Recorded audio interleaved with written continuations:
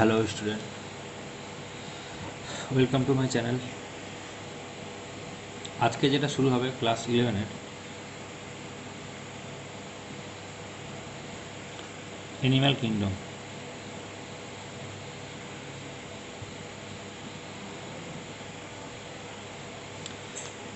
এটা class HS plus নিটের জন্য important আজকে যেটুকু পড়াবো, কারণ নিট থেকেও এখানে কোশ্চেন আসে এবং কনসেপ্ট ক্লিয়ারের জন্য কোশ্চেন আসে।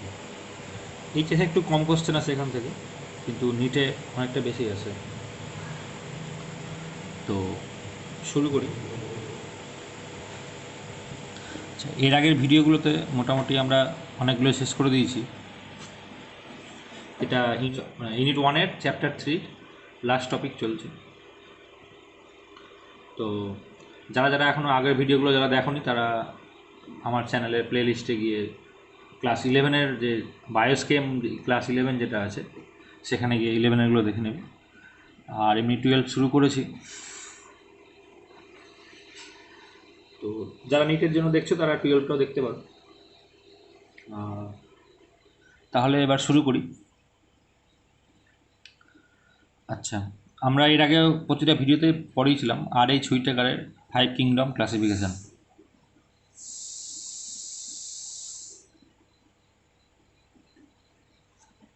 আমি আবার এটা রিভাইজ দিয়ে দিচ্ছি যে টোটাল জীবকে আমরা 5 ভাগে ভাগ করেছিলাম।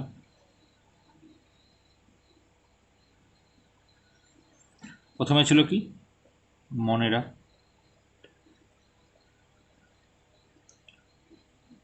প্রোটিস্টা, ফাঙ্গি, প্ল্যান্ট আর অ্যানিম্যাল।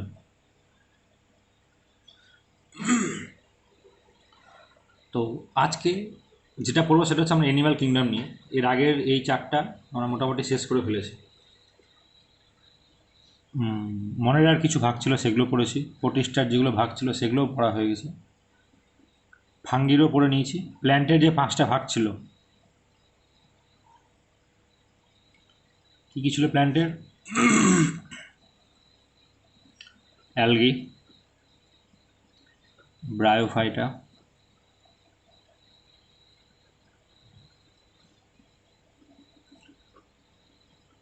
টেরিডোফাইটা,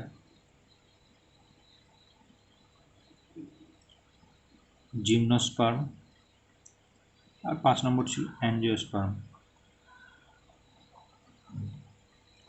এগুলোও পড়ানো হয়ে গেছে, ওই 5টাও। এখানে এই 4টা কিংডম পড়ানো হয়ে গেছে। এগুলো ছিল ডিভিশন, এই 5টা ডিভিশনও পড়িয়ে দিয়েছি। যারা এখনও দেখোনি প্লে লিস্ট থেকে গিয়ে মানে পুরো দেখে নেবে কী কী, যেগুলো যেগুলো হয়নি যাদের। আচ্ছা, আজকে যেটা পড়াবো সেটা হচ্ছে পুরোপুরি অ্যানিম্যাল কিংডম।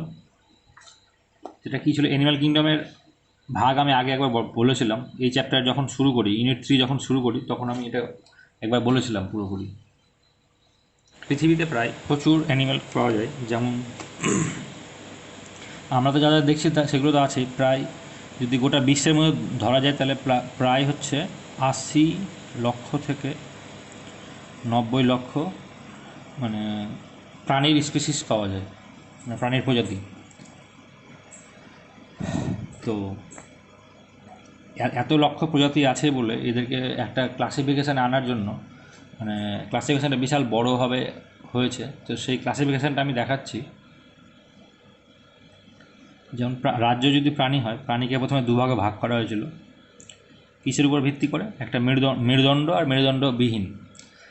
তাহলে যাদের মেরুদণ্ড নেই তাদের কী বলা হয়? অমেরুদণ্ডী। আর যাদের মেরুদণ্ড আছে তাদের হচ্ছে মেরুদণ্ডী। এই দুটো ভাগে ভাগ করা হলো প্রথমে প্রাণীকে। তারপরে অমেরুদণ্ডীর আবার অনেকগুলো ভাগ করা হলো। এটা যদি কিংডম হয়, কিংডম প্রাণী, তাহলে এগুলো হচ্ছে সাব কিংডম। সাব কিংডম অমেরুদণ্ডী আর সাব কিংডম মেরুদণ্ডী। তো অমেরুদণ্ডীর এবার যেগুলো ভাগ হবে সেগুলো তাহলে কী হলো, কিংডম প্রাণী, সাব কিংডম অমেরুদণ্ডী আর মেরুদণ্ডীতে ভাগ হলো। এবার অমেরুদণ্ডীটা আবার ভাগ হলো বিভিন্ন রকম ফাইলামে, যেমন হচ্ছে ফাইলাম পরিফেরা। পরিফেরা মানে হচ্ছে স্পঞ্জ, স্পঞ্জ জাতীয় যেগুলো সামুদ্রিক প্রাণী যেগুলো থাকে তাদেরকে একটা আলাদা ফাইলামে আন্ডারে ফেলা হয়েছিল, সেটা হচ্ছে পরিফেরা। তারপরে হচ্ছে নিডারিয়া। নিডারিয়ার এক্সাম্পল বলতে গেলে জেলিফিশ। তোমরা তো জেলিফিশ সবাই দেখেছো সিনেমা বা কার্টুনে, তো সেই জেলিফিশটা পড়ে এর আন্ডারে, এরাও সামুদ্রিক। তারপর আছে টিনোফোরা। এটা হয়তো তোমরা দেখোনি, মানে নামটাও শুনোনি হয়তো, যেমন হার্মিফোরা, বেরো, এইসব প্রাণীগুলো হচ্ছে এই টিনোফোরার মধ্যে পড়ে। তারপরে হচ্ছে প্লাটি হেলমেন্থিস, মানে হচ্ছে চ্যাপ্টা কৃমি। আমরা যে চ্যাপ্টা কৃমির নাম পড়েছি সেটা হচ্ছে সেই প্লাটি হেলমেন্থিস ফাইলামের মধ্যে পড়বে। তারপর হচ্ছে নিমাটো হেলমেন্থিস।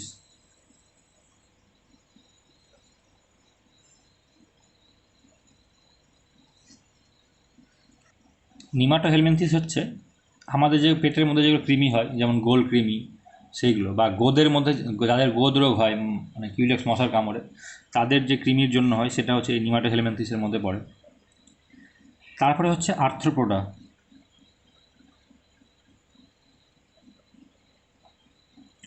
আর্থ্রোপোডা মানে হচ্ছে যারা আমরা মশা, মাছি, তারপরে মানে যেগুলো মৌমাছি, চিংড়ি, এগুলো হচ্ছে আর্থ্রোপোডার মধ্যে পড়ে। তারপরে আছে অ্যানিলিডা, কেঁচো মানে টাইপের যে ইগুলো হয় সেগুলো হচ্ছে অ্যানিলিডা পর্বের মধ্যে পড়ছে। অ্যানিলিডার পর হচ্ছে মোলাস্কা। তোমরা শামুক নিশ্চয়ই সবাই দেখেছো, তো শামুকটা হচ্ছে এই মোলাস্কার আন্ডারে পড়ে। তারপরে হচ্ছে ইকাইনোডার্মাটা।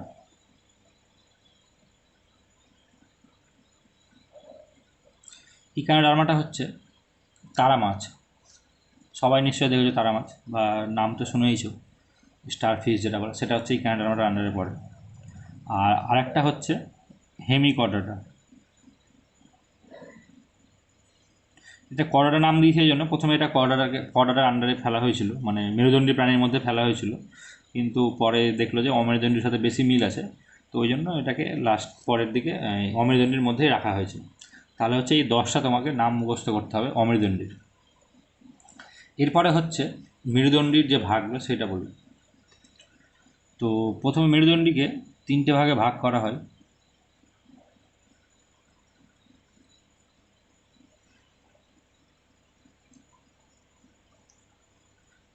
এগুলো হচ্ছে, এটা এটা কী ছিল, সাব কিংডম, তাহলে এটা হবে ফাইলাম। ফাইলাম হচ্ছে প্রথম 3টে ভাগে ভাগ হলো, যেমন ইউরোকর্ডা।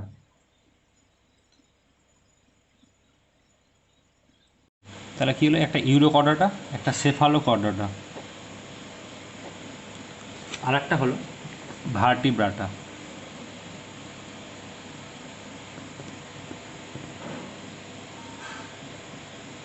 এই 3টে ফাইলামে ভাগ করা হলো। তাহলে এরপর হচ্ছে ভার্টিব্রাটাকে আবার দুভাগে ভাগ করা যায়, যার নাম প্রথমে একটা হলো অ্যাগনাথা, আর একটা হচ্ছে ন্যাথোস্টোমাটা। বই একটু বানানগুলো দেখে নেবে। অ্যাগনাথা মানে হচ্ছে যাদের চোয়াল নেই, আর ন্যাথোস্টোমাটা যাদের যাদের চোয়াল আছে, যেমন চোয়াল আমাদের আছে, তা আমরা এই ন্যাথোস্টোমাটার আন্ডারে পড়ি। তো ন্যাথোস্টোমাটাকে আবার 6 ভাগে ভাগ করা যায়, আমি নিচে দেখাচ্ছি।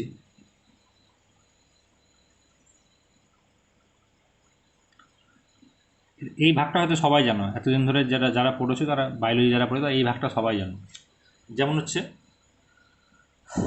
মাছ, মাছের ক্ষেত্রে আমরা দুরকম দেখি, একটা হচ্ছে কন্ডিকথ্রিস আর একটা অস্ট্রিকথ্রিস। আমি বাংলায় লিখছি।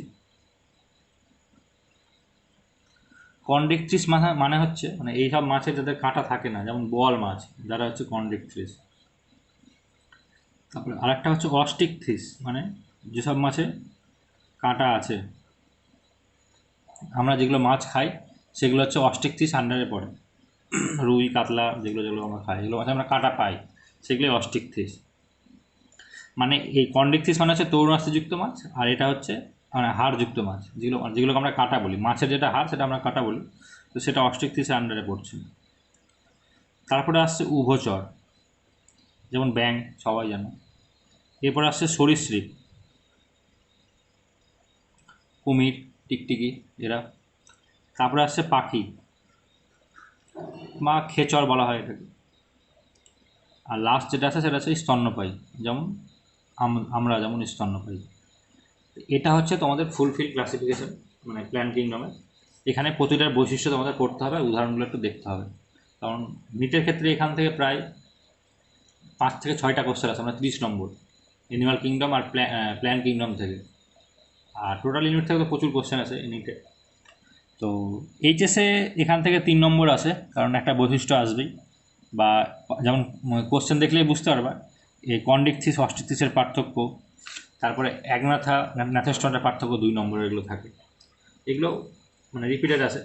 আর বা এই যে এখান থেকে এর মধ্যে কিছু একটা বৈশিষ্ট্য, এরকমভাবে কোশ্চেনগুলো থাকে। তো তোমাদের মোটামুটি বৈশিষ্ট্যগুলো সোজা, মেন মেন পয়েন্ট পড়তে হবে, ওইগুলোই লিখতে হবে, কারণ উদাহরণগুলো মনে থাকলে তুমি সেটা বুঝতে পারবে। এখন যদি বলো তোমাকে চিংড়ি মাছের বৈশিষ্ট্য, চিংড়ি মাছ দেখতে কেমন হয়, কি করে, তো সেটা তোমরা এমনি লিখতে পারবে। তো সেটা কার আন্ডারে পড়ছে সেটা শুধু মুখস্থ করতে, যেমন আর্থ্রোপড আন্ডারে চিংড়ি মাছ পড়ছে। তারপর একটা শামুকের বৈশিষ্ট্য যদি দেয়, বা তাহলে কী লিখবে, শামুক কেমন টাইপের দেখতে হয়, তাহলে সেটা কোশ্চেন আছে মোলাস্কার বৈশিষ্ট্য। তো এই উদাহরণটা মনে রাখলে কী হবে, উদাহরণ থেকে তোমাদের বৈশিষ্ট্যগুলো তোমরা এমনি মানে পেয়ে যাবে। তো এইগুলো বৈশিষ্ট্যগুলো পড়াবো। তার আগে যেটা পড়াবো, মানে কী কী বৈশিষ্ট্য, কী কী মানে হিসাবে ভাগ করা হয় প্রাণীগুলোকে। আমি তো এর আগেই বললাম, প্রাণীরা প্রায় 80 থেকে 90 লক্ষ প্রাণী পাওয়া যায় গোটা বিশ্বের মধ্যে। এদেরকে ভাগ করার জন্য এই এতগুলো ক্লাসিফিকেশন করা হয়েছে, যার বৈশিষ্ট্যের সাথে মিল আর অমিল দেখে। তো এবার বলছে কিছু কিছু মেন বৈশিষ্ট্য যেগুলোর উপর ভিত্তি করে মানে এদের ভাগ করা হয়েছে জীবগুলোকে, তো মানে প্রাণীগুলোকে। তো সেই বৈশিষ্ট্যগুলো কী কী আগে সেটা তোমাদের জানতে হবে।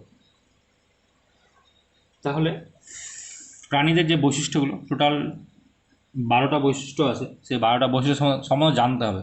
পরীক্ষায় হয়তো এমসিকিউ আসতে পারে, এইচএসে যেমন কিছু আসে না, মানে 11-এর কোশ্চেনে বলছে, 11-এর পরীক্ষা। কিন্তু এটা যারা নিট দিচ্ছে তাদের জন্য খুব ইম্পর্টেন্ট, তাদের এটা লাগবেই। তো ওই জন্য এই 12টা বৈশিষ্ট্য তোমাদের আগে জানতে হবে, যে 12টা বৈশিষ্ট্য মানে কি। তো আমি এক এক করে লিখে দিচ্ছি, মানে বৈশিষ্ট্যগুলো কী কী, বইও পেয়ে যাবে। ফার্স্টে হচ্ছে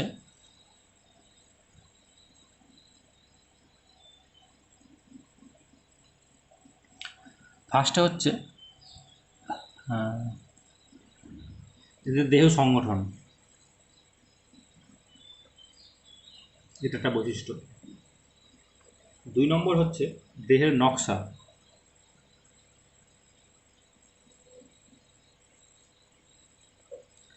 3 নম্বর হচ্ছে এদের হচ্ছে প্রতিসাম্যতা।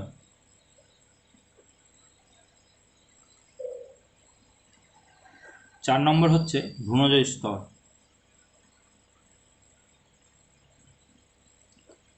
5 নম্বর হচ্ছে মেটামেরিজম।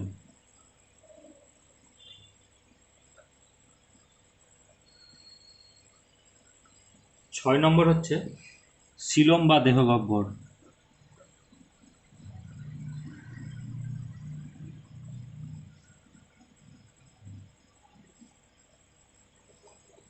7 নম্বর হচ্ছে সংবহন তন্ত্র।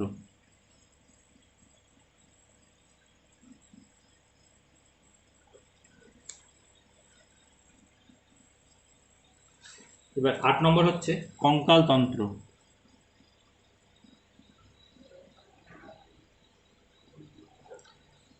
9 নম্বর হচ্ছে ভ্রূণের থেকে শিশুর পরিস্ফুটন।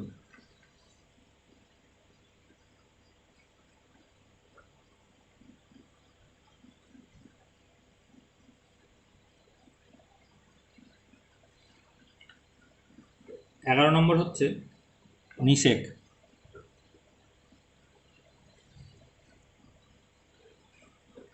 12 নম্বর হচ্ছে যৌন দ্বিরূপতা।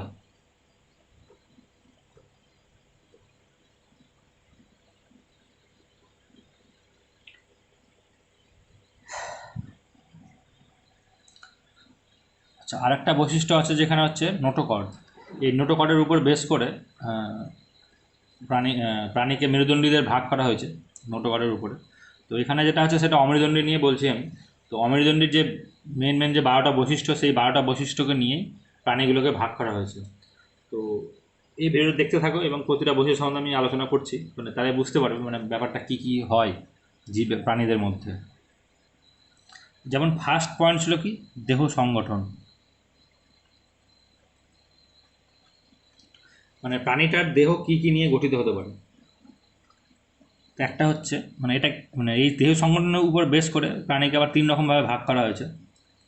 একটা হচ্ছে কোষগুচ্ছ হিসাবে,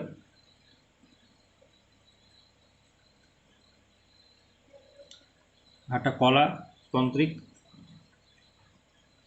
একটা অঙ্গতন্ত্র।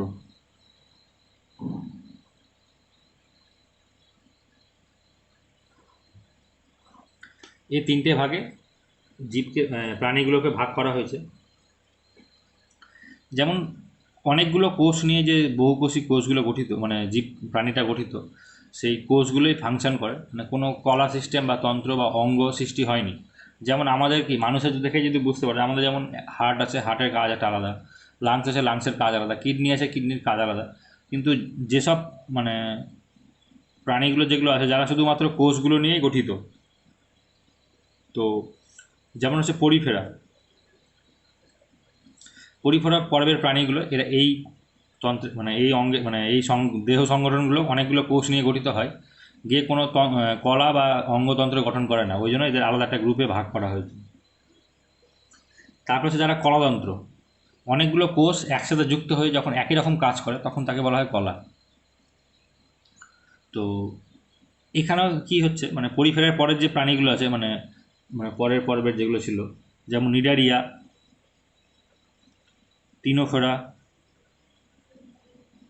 আর প্লাটিহেলমিনথিস, এই 3টে পর্বের প্রাণী এই কলা মানে এদের দেহ হচ্ছে কোনো অঙ্গ দেখা যায় না, আমাদের যেমন অঙ্গ এদের দেখা যায় না, কিন্তু এদের কোষগুলো কী হচ্ছে এক একটা জিনিস নিয়ে এক একটা কাজ করছে। হয়তো কিছু কিছু কোষ নিয়ে মানে এর মাথা তৈরি করলো, কিন্তু সেটা মানে পরিপূর্ণ মাথা না, মানে একটাই বডি, কিন্তু এদের কলা নিয়ে থাকে, মানে কলাতন্ত্র নিয়ে, যেটাকে বলছে মানে এই ওই জন্য এই 3টে পর্বের ভাগ এই আন্ডারে ভাগ করা হয়েছে। আচ্ছা, প্লাটি হেলমেন্থিসের পর থেকে যেসব প্রাণী আছে মানে নিমাটো হেলমেন্থিস থেকে একদম মানুষের মানে একদম উচ্চ পর্ব মানে কর্ডাটা পর্যন্ত, মানে পরপর যা যা ছিল, মানে ওই আগে যে ক্লাসিফিকেশান দেখালাম সেই ক্লাসিফিকেশানটা ওই জন্যই দেখালাম যাতে এগুলো সুবিধা হয়। বইয়ে কিন্তু এইভাবে পাবে না, আগে বইয়ে পরে ডেসক্রাইব করা হয়েছে। আমি ওই জন্য আগে ওইটা মুখস্থ করা, মানে ওই জন্য আগে ওটা মুখস্থ করাই, তারপরে যাতে বুঝতে সুবিধা হয়। তাহলে কী হলো, পরিফেরা শুধু এর আন্ডারে পড়লো, নিডারিয়া, টিনোফোরা আর প্লাটিহেলমিনথিস এই 3টে এর আন্ডারে পড়লো। আর বাকি মানে এদের থেকে অঙ্গ শুরু হয়ে গেল, প্রতিটা আলাদা আলাদা অঙ্গ হিসাবে তন্ত্র হিসাবে কাজ করতে শুরু করলো, মানে আপ টু করাটা পর্যন্ত এইভাবে পড়লো। তাহলে কী হলো, তাহলে দেহ সংগঠনের আন্ডারে 3টে ভাগে ভাগ করা হলো, একটা কোষ, একটা কলা, একটা অঙ্গ। তাহলে এটা হয়ে গেল এইভাবে, তাহলে একটা ভাগ হয়ে গেল। তারপরে 2 নম্বর হচ্ছে দেহের নকশা।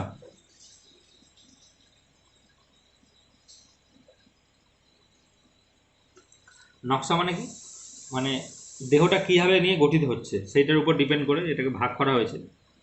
যেমন ফার্স্ট হচ্ছে কোষগুচ্ছ,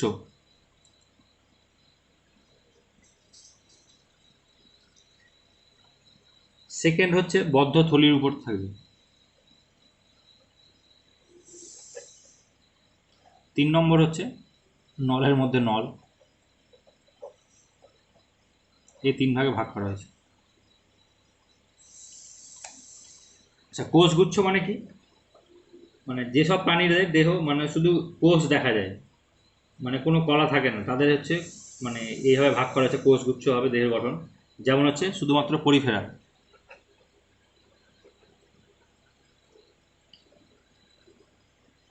তারপর হচ্ছে বদ্ধ থলি, মানে কলাতন্ত্র গঠিত হয়েছে কিন্তু মানে আগেরটার মতোই দেহ সংগঠন যেমন বললাম, এটাও ঠিক তেমনি।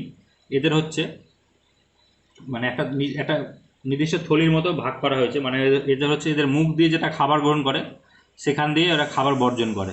ওই জন্য মানে একটা থলির মধ্যেই একটাই মুখ থাকবে, মানে এখান থেকে খাবার ঢুকবে, আবার সেই খাবারটা এখান দিয়ে বেরিয়ে যাবে। যেমন যেটা হচ্ছে Cnidaria, Ctenophora, Platyhelminthes. Cnidaria, Ctenophora, Platyhelminthes. সেই আগেরটার মতো এটাও তিনটে এর আন্ডারে পড়লো, আর বাকিরা এখানে পড়লো পরিফেরা। আর যারা বাকি আছে, যারা হচ্ছে নলের মধ্যে, নল বলতে এটাই বোঝাচ্ছে যে যাদের কি হয়, মানে এখানে এটাকে আবার দুটো ভাগে ভাগ করা হয়েছে।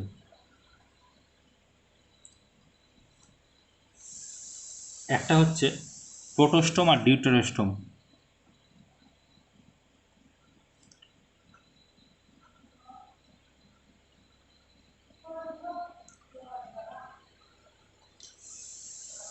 তো প্রোটোস্টোম মানে হচ্ছে,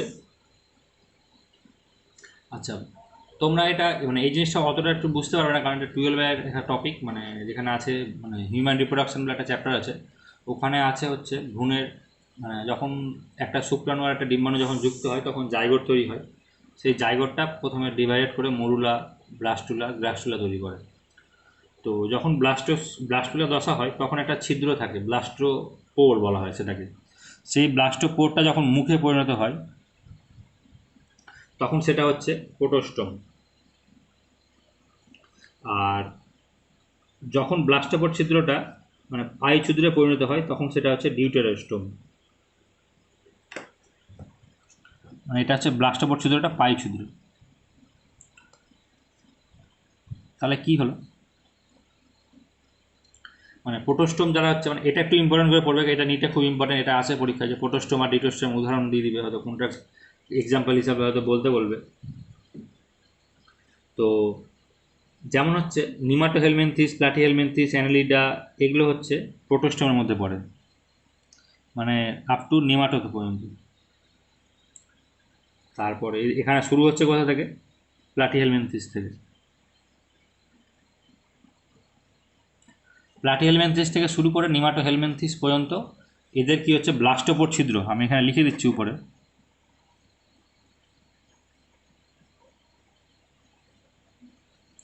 মানে পোর মানে তো ছিদ্র, ব্লাস্ট মানে হচ্ছে ব্লাস্টোসিস দশা যে ছিদ্রটা থাকে ফার্স্ট টাইম একটা ভ্রূণের মধ্যে, এটা ভ্রূণজ কিন্তু ভ্রূণের মধ্যেই মানে যখন মায়ের পেটে থাকে বা ওই টাইমটাই, সেই ব্লাস্টোপোর ছিদ্রটা যখন মুখে পরিণত হবে তখন সেটাকে বলছে প্রোটোস্টোম। যেমন চ্যাপ্টা ক্রিমির ক্ষেত্রে হবে, বা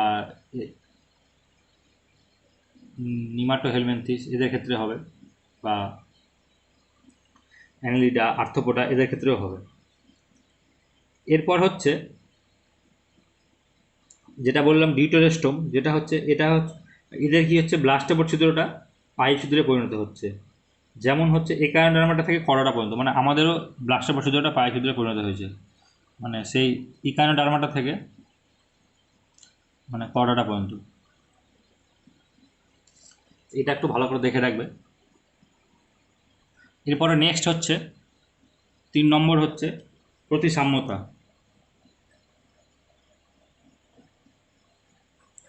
প্রতিসাম্যতা মানে হচ্ছে যাদের মুখছিদ্র আর পায়ছিদ্র, যদি এটা মুখছিদ্র হয় এটা পায়ছিদ্র হয়, এখান থেকে যদি লম্বাভাবে কাটা হয়, তা যখন দুটো সমানভাবে ভাগ পাবো তখন সেটাকে বলছে প্রতিসাম্য।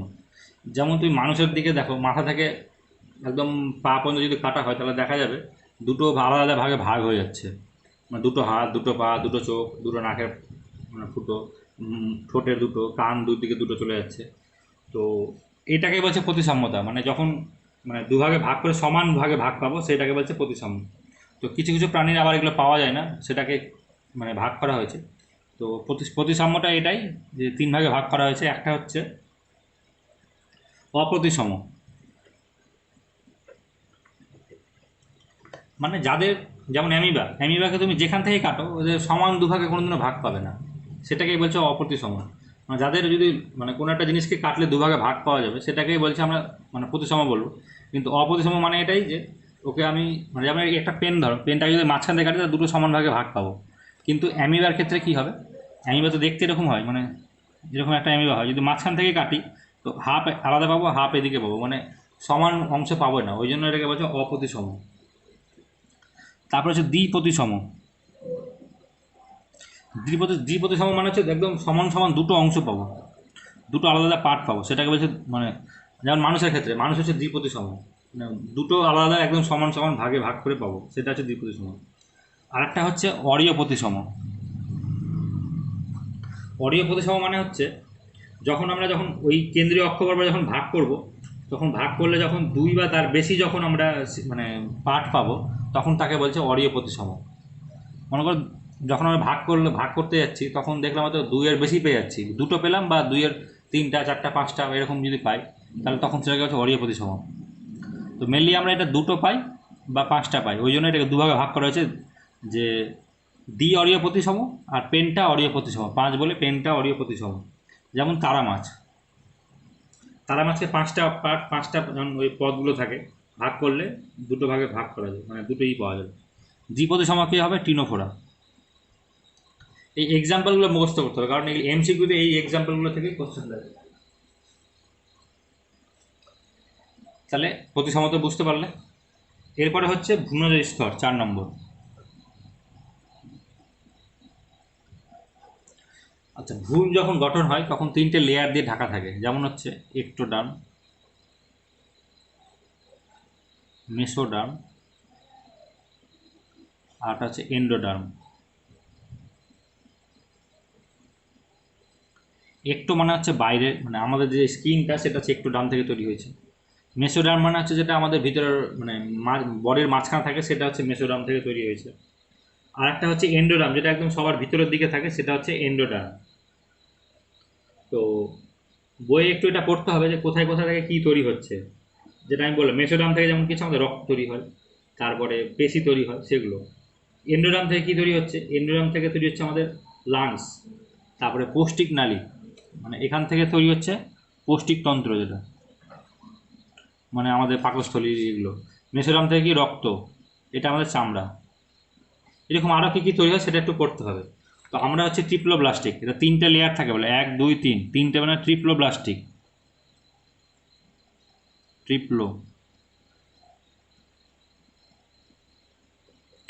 ট্রিপ্লোব্লাস্টিক অ্যানিমাল আমরা।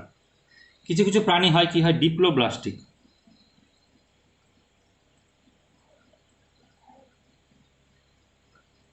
মানে কি দুটো লেয়ার থাকবে, একটা হচ্ছে এক্টোডার্ম আর একটা হচ্ছে এন্ডোডার্ম। মাঝখানে যেটা ছিল মেসোডার্ম ছিল, সেই মেসোডার্মটা থাকছে না, তাহলে ওখানে কি থাকে? মেসোগ্লিয়া, মানে একটা লিকুইড থাকে যেটাকে বলছে মেসোগ্লিয়া। এগুলো কিন্তু ভ্রূণের মধ্যে, মানে যখন আমরা ভ্রূণ অবস্থায় থাকি তখন এইসব মানে দেখতে পাওয়া যায়। তো এই হিসাবে একটা ভাগ করা হয়েছে। এরপরে হচ্ছে 5 নম্বর, মেটামেরিজম। মেটামেরিজম মানে হচ্ছে খণ্ড, মানে যেসব প্রাণীর দেহ বিভিন্ন রকম খণ্ড দিয়ে গঠিত থাকে বলছে মেটামেরিজম। যেমন হচ্ছে যদি কেঁচো দেখো, কেঁচোটা কী হবে? রিং লাইক স্ট্রাকচার দিয়ে ঢাকা থাকে, মানে এরকম করে একটা কেঁচো যদি মাইক্রোস্কোপে দেখা যায়, মাইক্রোস্কোপ নাহলে আর্চের সাথে যদি দেখা যায়, ওই পুরো দেহটাই এরকম রিং লাইক স্ট্রাকচার থাকবে। তো এগুলোকে এক একটা খণ্ড বলা হয়। তো এই যে খণ্ড যেগুলো প্রাণী, সেগুলোকে মানে এটাকে বলছে মেটামেরিজম। যেমন তুমি যদি একটা মৌমাছি দেখো, মাথায় একটা থাকবে, একটা বক্ষ থাকবে, আর একটা এত বড় উদর থাকে, মানে পেটটা, আর এখান থেকে ডানা থাকবে, একটা চোখ, পা থাকে নিচে, এখান থেকে ডানা। আর প্রজাপতি দেখো, প্রজাপতি তাই, মানে একটা মাথা থাকবে, একটা বুক থাকবে, পেট থাকবে। তো এই যে খণ্ড, সেগুলোকে বলছে মেটামেরিজম। তো এরকম আবার দুটো এক্সাম্পল দিলাম, একটা কেঁচো দিলাম, আর একটা দিলাম হচ্ছে মৌমাছি ধরলাম। তো দেখো দুটোর খণ্ডের মধ্যে ডিফারেন্স আছে, মানে এখানে দেখো প্রতিটা খণ্ড সমান সমান মোটামুটি।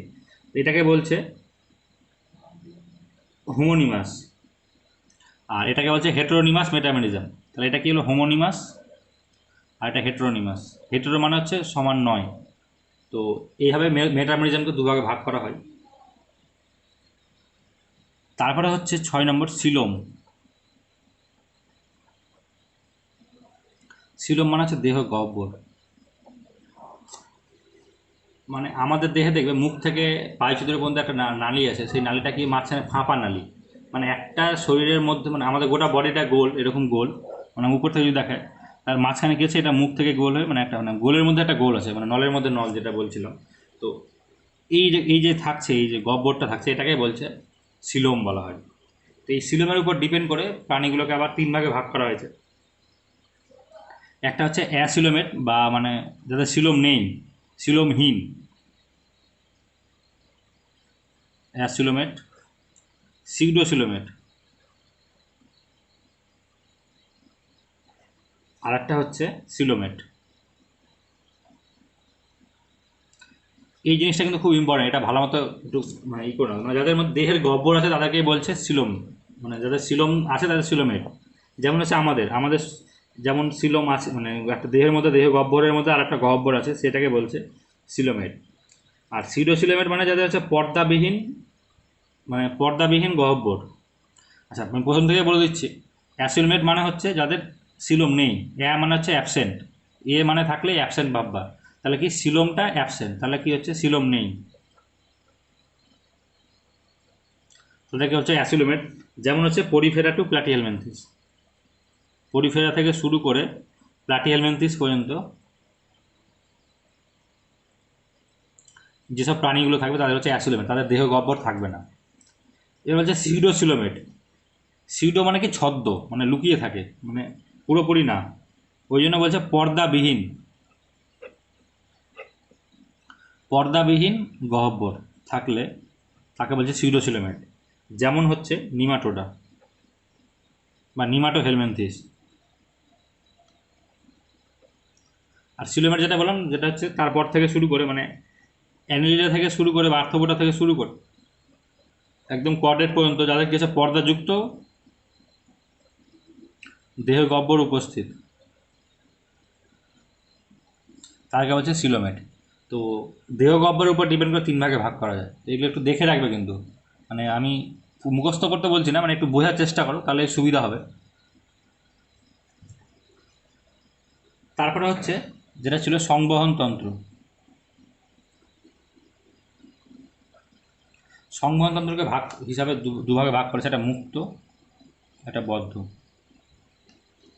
আচ্ছা মুক্ত মানে কি খোলা, বদ্ধ মানে মানে বন্ধ থাকবে।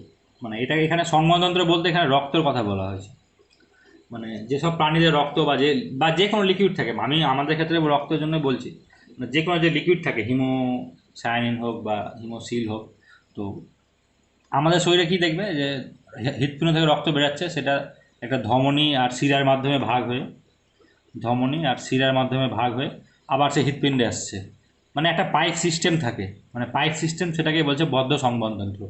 মানে একটা ওই ধমনী আর শিরা দিয়ে রক্তটা মানে যাওয়া আসা করবে। কিন্তু মুক্ত কি, এখানে হচ্ছে হয়তো একটা পাইপ দিয়ে রক্তটা আসলো কিন্তু ওর দেহের মধ্যে গোটা জায়গায় ছড়িয়ে গেলো, মানে গোটা গোটা বডিতে ছড়িয়ে গেলো, ওই জন্য বলছে মুক্ত সংবহনতন্ত্র। যেমন আরশোলার ক্ষেত্রে,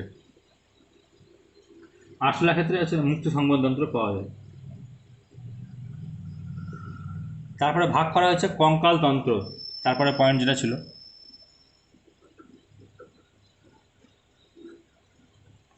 আচ্ছা কঙ্কাল তন্ত্র বলতে, মানে কঙ্কাল বলতে আমরা কী বুঝি, আমরা হাড়কেই বুঝি মেনলি। তো এটাকেও দুভাগে ভাগ করা হয়েছে, একটা অন্তকঙ্কাল, একটা বহিঃকঙ্কাল। অন্ত আর বহি, এদের দুভাগে ভাগ করা হয়েছে। অন্তকঙ্কাল বলতে মানে যাদের আমাদের ভিতরে, অন্ত মানে তো ভিতরে, মানে আমাদের শরীরে দেখবে অন্তের ভিতরের দিকে কি হয়, একটা হাড়ের একটা স্ট্রাকচার থাকে, সেটাকেই বলছে অন্তকঙ্কাল। আর বহিঃকঙ্কাল যাতে তাদের বাইরে ঢাকা থাকে, যেমন তাদের হচ্ছে বহিঃকঙ্কাল। তো অন্তকঙ্কালকে আমরা অস্থি বলি, আর বহিঃকঙ্কালকে আমরা কি বলবো, আমাদের যদি আমাদের শরীরের কথা দেখো তাহলে আমাদের নখ, চুল, এগুলো হচ্ছে বহিঃকঙ্কালের, আমাদের এক্সোস্কেলিটন বলা হয় এটা। তো আমরা হচ্ছে দু রকমই পড়ছি, অন্তকঙ্কালও পড়ছি, বহিঃকঙ্কালও পড়ছি। কিন্তু কিছু কিছু প্রাণী যাদের শুধু অন্তকঙ্কাল আছে, আবার কিছু কিছু প্রাণী যাদের শুধু বহিঃকঙ্কাল, যেমন মোলাস্কা, শুধু তার বহিঃকঙ্কাল আছে। এইভাবে ওদের জীবকে ভাগ করা হয়েছে অন্তকঙ্কাল আর বহিঃকঙ্কাল হিসাবে। এরপর হচ্ছে ভ্রূণের পরিস্ফুটন।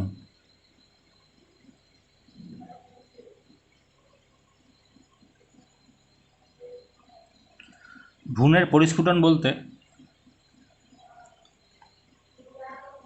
মানে ভ্রূণটা যখন বড় হয়ে বাচ্চা হবে, মানে সেই অবস্থা, মানে ভ্রূণ থেকে বাচ্চা অবস্থার সময়টাকে নিয়ে বলা হচ্ছে ভ্রূণের পরিস্ফুটন। এক একটা প্রাণীতে একরকম হয়। এটাকে ভাগ করা হয়েছে তিন রকমভাবে। ওভিপোরাস, আচ্ছা এইটা একটু ভালো করে পড়বে কারণ এটা 12-এও আবার কাজে লাগবে। ভিভিপোরাস আর ওভোভিভি। ওভি মানে হচ্ছে যেই সব মানে ভ্রূণ থেকে যে বাচ্চাগুলো হচ্ছে, সেই বাচ্চাগুলো কি হচ্ছে, মার দেহের সাথে কোনো কানেকশন থাকে না, সেটাকে বলছে ওভিপোরাস। যেমন হচ্ছে ডিম থেকে যারা বাচ্চা হয় সেটা হচ্ছে ওভিপোরাস। মনে করি একটা ডিম যদি থাকে, আমরা তো ডিম খেয়েছি নিশ্চয়ই, ডিমের মধ্যে এটা হচ্ছে হলুদ রঙের যেটা কুসুমটা, তো কী হয় এটাই হচ্ছে সেই মানে এটা যদি মুরগির ডিম হয় তো এই কুসুমটা থেকেই মুরগির বাচ্চাটা হবে। কিন্তু ওর খাবারটা কি, এই যে ভিতরে যে সাদা অংশটা থাকে সেই সাদা অংশটা ও খেয়ে খেয়ে বড় হয়। তাহলে কী হচ্ছে, মার বডির সাথে কোনো কানেকশান থাকে না, তো তাদেরকে বলছে ওভিপোরাস। যারা ডিম পারে তারা হচ্ছে ওভিপোরাসের আন্ডারে পড়ে, মানে মায়ের থেকে খাবার নিচ্ছে না। এবার হচ্ছে ভিভিপোরাস। ভিভিপোরাসটা যেমন হচ্ছে যাদের ডাইরেক্ট বাচ্চা হয়, যারা সন্তান প্রসব করে। যেমন মানুষের ক্ষেত্রেই দেখো, মানে একটা কি পাইপের মাধ্যমে মায়ের সাথে, এটা যদি মায়ের বডি হয়, এটা যদি বাচ্চার বডি হয়, তাহলে কি এটা পাইপের মাধ্যমে যুক্ত থাকে, যেটাকে বলা হয় নারী, যেটা বলে নারীর সাথে টান যেটা বলে, বা আম্বিলিকাল কর্ড বলা হয় বায়োলজিক্যাল ভাষায়। তো মানে কি করে, ভ্রূণ অবস্থায় মার শরীর থেকে খাবার নেয়, তো এটাকে বলছে ভিভিপোরাস। আর একটা আছে যেটা ওভোভিভিপোরাস, মানে হচ্ছে যেমন হাঙর মাছ, এটা এটা হচ্ছে মানুষ বা অন্যান্য আরও যারা যারা বাচ্চা দেয়, আর এটা হচ্ছে হাঙর। এরা কী করে, এরা বাচ্চা প্রসব করবে কিন্তু মায়ের বডি থেকে খাবার নেবে না। হাঙর মাছ কী করে, এটা যদি হাঙর মাছ হয়, এর জরায়ুতে কী হয়, এর 3-4টে বাচ্চা থাকে, এদের মধ্যে কম্পিটিশন হয় যে একজন জিতবে, মানে সেই বেঁচে থাকে, বাকি সবাইকেও মেরে দেয়। যে যে মরে গেল ওই জন্য তার বডি থেকে মানে সেই বডি পার্টসগুলো সে খেয়ে খেয়ে বেঁচে থাকে, গিয়ে বড় হয়। মানে কি মায়ের বডির সাথে কোনো কানেকশান থাকছে না খাবারের জন্য, তো ওই জন্যকে ওভিপোরাস বলে। ওই জন্য হাঙরটা এত হিংস্র হয়, জন্ম থেকে ওরা হিংস্র এই জন্য। এরপর একটা ভাগ হচ্ছে নিষেক। এটাও নিষেক দুই প্রকার, অন্তনিষেক আর বহির্নিষেক। অন্ত মানে হচ্ছে যেখানে হচ্ছে শুক্রাণু আর ডিম্বাণুর দুটো মিশ্রিত হয়ে যখন মানে দুটো বডি যুক্ত হবে সেটাকে বলছে অন্তনিষেক। যখন নিষেকটা কোনো বডির ভিতরে হবে সেটাকে অন্তনিষেক বলে। যেমন বেশিরভাগ ক্ষেত্রেই মানে বেশিরভাগ প্রাণীদের অন্তনিষেক ঘটে, শুধুমাত্র মাছ আর ব্যাঙের ক্ষেত্রে আর কিছু কিছু প্রাণী আছে তাদের ক্ষেত্রে বহির্নিষেক ঘটে। মানে তারা কি করে, এটা যদি মেল মাছ হয়, এটা যদি ফিমেল মাছ হয়, এই শুক্রাণুগুলো ছেড়ে দেয়, এই ডিম্বাণুগুলো ছেড়ে দেয়, গিয়ে জলের মধ্যেই ফার্টিলাইজেশন হয়ে আর একটা মাছ তৈরি হয়ে যায়। তো এটা এই জন্য এটাকে বহির্নিষেক বলছে। আর অন্তর্নিষেক মানে দুটো বডিকে যুক্ত হতে হবে, তারপরে এদের মধ্যে আদান প্রদান হয়ে শুক্রাণু ডিম্বাণুর আদান প্রদান হয়ে এদের বডির মধ্যেই ভ্রূণটা বড় হবে, সেই জন্য এটা অন্তর্নিষেক বলছে। এবার হচ্ছে তাপমাত্রা। তাপমাত্রার উপর ভিত্তি করে জীবকে আবার দুই ভাগে ভাগ করা হয়েছে, একটা হচ্ছে পয়কিলোথার্মিক, একটা হোমিওথার্মিক। একটা হোমিও। পয়কিলো মানে হচ্ছে যেসব প্রাণীরা কি হচ্ছে আমাদের মানে পরিবেশের তাপমাত্রার সাথে নিজের বডির তাপমাত্রাকে অ্যাডজাস্ট করতে পারছে না, মানে অ্যাডজাস্ট করতে পারছে না, পারে না। যেমন সাপ, ব্যাঙ, এরা কি শীত ঘুম দেয়, শীতকালে এরা এত ঠান্ডা সহ্য করতে পারে না, ওই জন্য এরা শীত ঘুম দেয়, তারা হচ্ছে পয়কিলোথার্মিক। আর হোমিওথার্মিক মানে যারা হচ্ছে অ্যাডজাস্ট করতে পারে, যেমন মানুষ, আমরা অ্যাডজাস্ট করতে পারি, শীত গ্রীষ্ম বর্ষা কোনো শীত ঘুম দিই না, আমরা নিজেরা ঠিক অ্যাডজাস্ট করে নিই। তারপরে হচ্ছে যৌন দ্বিরূপতা, নেক্সট পয়েন্ট, লাস্ট, এবং ভিডিওটা একটু বড় হয়ে গেল। যৌন দ্বিরূপতা হচ্ছে যাদের যৌন মানে এটাকে দুভাগে ভাগ করা যায়, একটা হচ্ছে এক লিঙ্গ, একটা উভয় লিঙ্গ। এক লিঙ্গ মানে হচ্ছে কি, একটা প্রাণীতে একটাই লিঙ্গ থাকবে, যেমন মানুষের ক্ষেত্রে মানুষের মেল ফিমেল আলাদা আলাদা বডি। আর উভয় লিঙ্গ বলতে যাদের হচ্ছে একটাই প্রাণী যার মধ্যে মেল থাকবে আবার ফিমেলও থাকবে একটা বডির মধ্যে, তো সেটা হচ্ছে উভয় লিঙ্গ। মানে উভয় মানে দুটোই বৈশিষ্ট্য একটা প্রাণীতে থাকবে। আর এক লিঙ্গের ক্ষেত্রে মানে আলাদা আলাদা, মেল আলাদা ফিমেল আলাদা। যেমন মানুষের ক্ষেত্রে মানুষ হচ্ছে এক লিঙ্গ প্রাণী, যেমন ছেলে মেয়ে আলাদা হয়, কিন্তু যদি ধরা হয় ফিতাকৃমি, এরা হচ্ছে উভয় লিঙ্গ, বা মানে এদের একটা বডিতে মেল আর ফিমেল দুটোই থাকবে। যেমন কেঁচো, এটা হচ্ছে উভয় লিঙ্গ প্রাণী। তো আগে এইটুকু বৈশিষ্ট্যগুলো আগে দেখো, এই বৈশিষ্ট্যের উপর বেস করেই প্রতিটা জীবের বৈশিষ্ট্য পড়তে হবে, কারণ এই বৈশিষ্ট্যগুলো জানলে ওখানে সুবিধা হবে যে কোনটা কী। তো যদি কোনো অসুবিধা হয় বুঝতে, তাহলে আমাকে ফোন করে আমাকে জানাও, কারণ আমি এটা এত বড় ভিডিও শর্ট টাইমের মধ্যে জানালাম। তো আমাকে মেসেজ করো বা কমেন্টে লিখে জানাও যে আমি পারছি না, যারা বাইরে দেখছো, যাদের কাছে ফোন নাম্বার নাই, তো তারা আমাকে জানাও, মানে যদি কোনো জায়গায় বুঝতে অসুবিধা হয় তাহলে আমি বুঝিয়ে দেবো আবার নেক্সট টাইম। আর যারা ক্লাসে আসছো, মানে আসবা যখন, তখন আমি আরেকবার বুঝিয়ে দেবো। আর বইটা আমি দাগিয়ে দেবো, যখন ক্লাস শুরু হবে বই দাগিয়ে দেবো। ঠিক আছে, থ্যাংক ইউ।